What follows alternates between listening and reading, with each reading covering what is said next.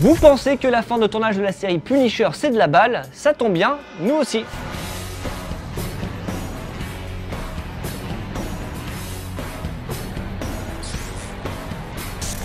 Au programme cette semaine, la bande-annonce de Thor Ragnarok, des visages pour Cable et pour Dumbledore et des soucis pour Schwarzy, mais tout de suite, place aux news en bref. De Thanos à Cable pour Josh Brolin, l'acteur a en effet décroché le rôle tant convoité de Nathan Summers, fils de Cyclope dans Deadpool 2, et même plus si affinité puisqu'il a signé un contrat de 4 films. On avait parlé de Michael Shannon, Russell Crowe et même Brad Pitt, mais c'est le futur grand méchant d'Avengers Infinity War qui fera face à Ryan Reynolds dans un film qui sortira En fait, on ne sait pas encore, mais les choses vont sûrement s'accélérer maintenant que Cable et Domino, joués par Zazie Beetz de la série Atlanta, ont été castés. Et on les voit venir d'ici, les blagues sur Thanos, pas vous? Autre grosse saga, autre grosse annonce, car on connaît celui qui incarnera Dumbledore jeune dans la suite des Animaux Fantastiques. Si les premières rumeurs avaient parlé de Jared Harris, le fils de Richard Harris qui jouait le rôle dans les 2 premiers Harry Potter, c'est finalement son adversaire de Sherlock Holmes 2 qui a décroché la timbale. Oui, c'est bien Jude Law qui incarnera le directeur de Poudlard dans ce préquel qui devrait se tourner en France dès cet été. Après Johnny Depp et Colin Farrell, la saga s'offre donc le 3e remplaçant de Heath Ledger dans l'Imaginarium du Dr Parnassus de Terry Gilliam. Et on a hâte de voir le face-à-face entre Jude Law et Johnny Depp qui se donneront la réplique pour la première fois de leur carrière respective. Sur le papier c'est déjà magique en tout cas, mais ça craint un peu pour Sherlock Holmes 3, non? Et si on voyait 4 films Batman en 2019, l'année du 80e anniversaire de l'homme chauve-souris? C'est en tout cas la rumeur apparue sur le forum Reddit il y a quelques jours et qui annonçait la sortie consécutive de 4 films de la franchise, à savoir Gotham City Sirens, le Suicide Squad féminin réalisé par David Ayer, Nightwing par le réalisateur de Lego Batman, Batgirl que devrait réaliser Joss Whedon, et enfin The Batman avec Ben Affleck. Oui mais voilà, la rumeur paraissait presque trop belle pour être vraie puisque le PDG de DC Films a démenti avec humour les faits en adressant un tweet à Geoff Jones, le président de DC Entertainment. The Batman signé Matt Reeves devrait malgré tout débarquer dans nos salles en 2019, même s'il n'y a pas vraiment de date officielle. Et de Batman, on passe à Superman qui pourra affronter Black Adam, l'adversaire de Shazam. C'est en tout cas ce que prétend un internaute qui aurait des contacts chez Warner et nous annonce que Dwayne Johnson sera le grand méchant de Man of Steel 2.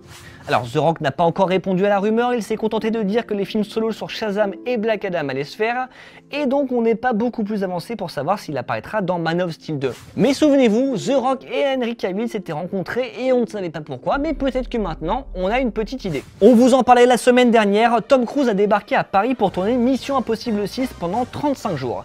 Et quand Ethan Hunt passe quelque part, ça n'est pas pour une promenade de santé, la preuve, on l'a vu en voiture et à moto dans le 15e arrondissement de la capitale, et même assurer une cascade, mais avec des câbles. Et pour ceux qui se posent la question, oui c'est bien Sean Harris, le méchant de Mission Impossible Rogue Nation que l'on voit ici à droite de la photo, puis dans la voiture, dans sa camisole de force et aux côtés de Tom Cruise, donc autant vous dire que cette alliance, elle nous intrigue déjà beaucoup.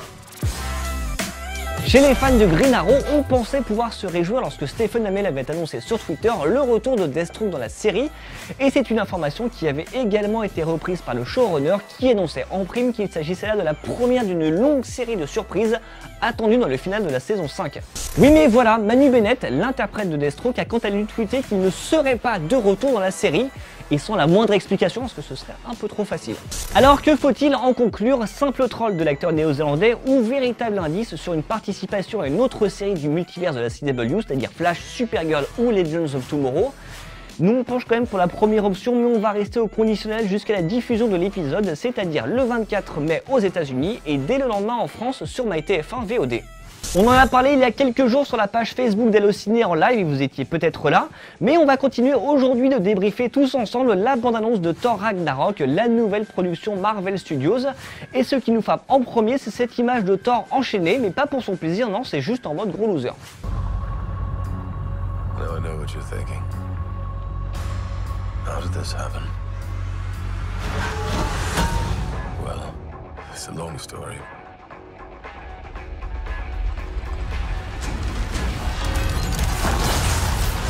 Donc la méchante est là à casser son marteau, ça dégage. Ensuite, il se fait couper les cheveux et il se retrouve prisonnier du Grand Master incarné par Jeff Goldblum, qui est l'un des personnages les plus puissants de tout l'univers Marvel. Ça explique peut-être pourquoi Loki a l'air si content d'être assis à côté de lui.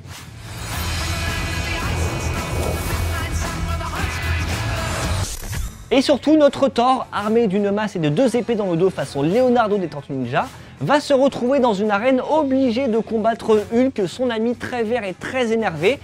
Thor le dit lui-même, c'est un pote de boulot, sauf que Hulk apparemment ne le reconnaît pas et il va lui donner beaucoup de fil à retordre. En tout cas, c'est ce que laisse présager ce teaser qui s'arrête là et nous on n'en sait pas beaucoup plus sur leur affrontement. We know each other. He's a friend from work. Oh, come on.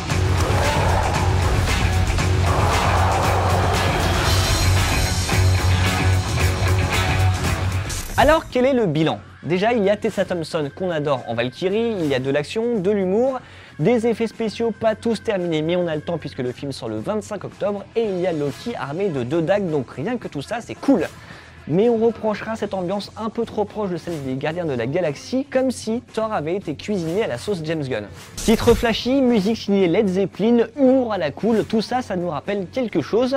Et on espère que ce Ragnarok, cet apocalypse que l'on voit au début de la bande-annonce, sera à la hauteur, que le Doctor Strange apparaîtra dans les prochaines images, et que la rencontre entre Thor et Hulk amènera une vraie histoire avec de vrais enjeux.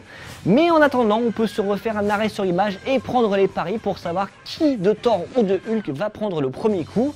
Et on se donne rendez-vous en salle le 25 octobre pour découvrir le résultat d'abord et ensuite le film. Voilà, quand on dit c'est fini, on ne parle pas de la carrière de Schwarzy, ça je vous rassure, mais de ces projets qui tombent à l'eau les uns après les autres, même si parfois c'est vrai que c'est aussi de sa faute.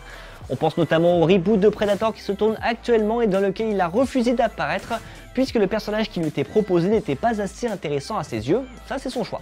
Par contre, pour jouer dans The Legend of Conan, la nouvelle aventure de Conan le Barbare, il y avait du monde, sauf que là ce sont les producteurs qui ont dit non. Donc si on ajoute qu'en plus il a refusé de participer à Expendables 4 depuis le départ de Sylvester Stallone, on a une liste de projets qui disparaît de plus en plus, sauf que heureusement ça n'est pas mort pour Terminator puisque James Cameron récupère les droits de la franchise en 2018 et peut donc produire un nouvel épisode, donc autant dire qu'on va bien croiser les doigts. Hasta la vista, baby.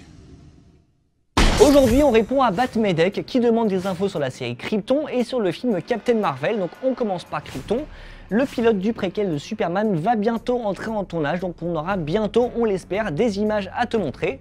Et pour ce qui est de Captain Marvel, Brie Larson, son interprète, s'est récemment exprimé et nous promet un personnage qui défendra la justice et la vérité et fera office de passerelle entre la Terre et l'espace. La comédienne oscarisée pour Room a également annoncé que son personnage de Carol Danvers pourrait voler et lancer des objets et qu'elle serait également très drôle, ce qui nous donne envie de découvrir le résultat avec un peu plus d'impatience.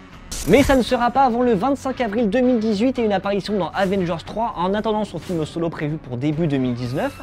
Sauf si elle vient faire coucou dans Les Gardiens de la Galaxie 2 à la fin du mois, ce qui serait logique puisqu'il est aussi question d'espace et d'humour chez Rocket et ses petits potes. Et on se quitte avec la version la plus barrée de la légende du roi Arthur depuis Kaamelott. Il s'agit, oui, de Transformers The Last Knight, le 5e opus de la saga réalisé par Michael Bay.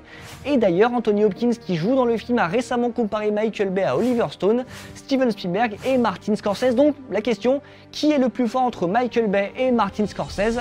Vous aurez la réponse dans les salles à partir du 28 juin ou dès ces nouvelles images avec lesquelles on vous laisse. Et on vous donne rendez-vous dès la semaine prochaine pour continuer de décortiquer l'actu geek et héroïque tous ensemble. It started as a legend, one of the greatest of all. 1,000 years we've kept it hidden, to protect Earth from what was destined to arrive.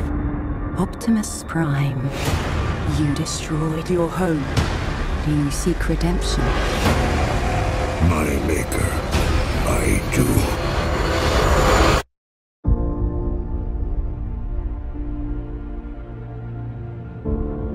Your daughter, what would you say to her? Brush your teeth, work hard. Stay away from any boy in a band, especially a drummer. These are troubled times. Without leaders, chaos reigns. Two worlds colliding. You're all that stand in its way. And now the greatest mission of them all, to turn the tide of human history.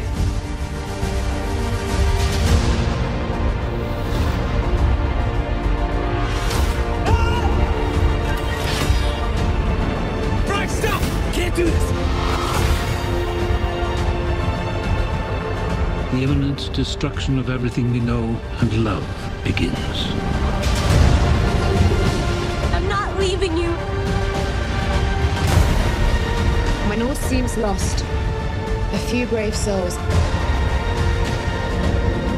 can save everything we've ever known. The operation is over.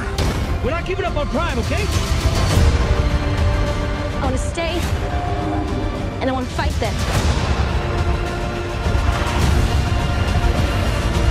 For my world to live, yours must die.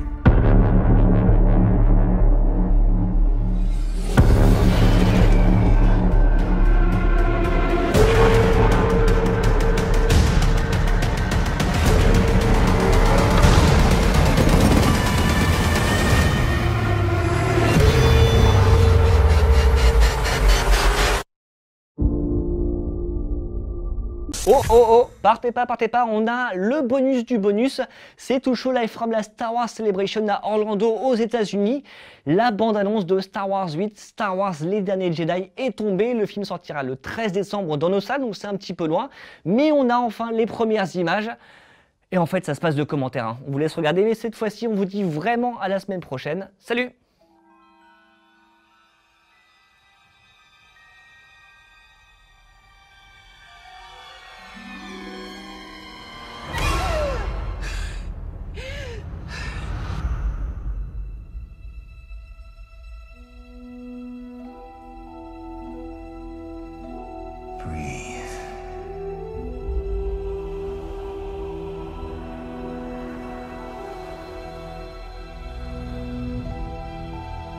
Just breathe. Now, reach out.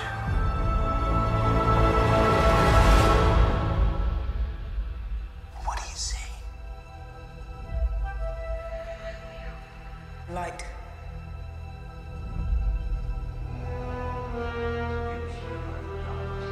Darkness.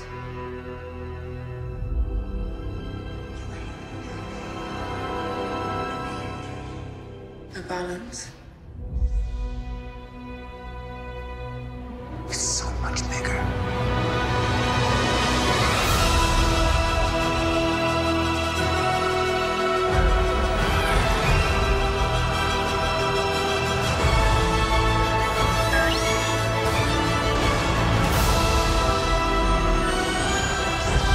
I only know one truth.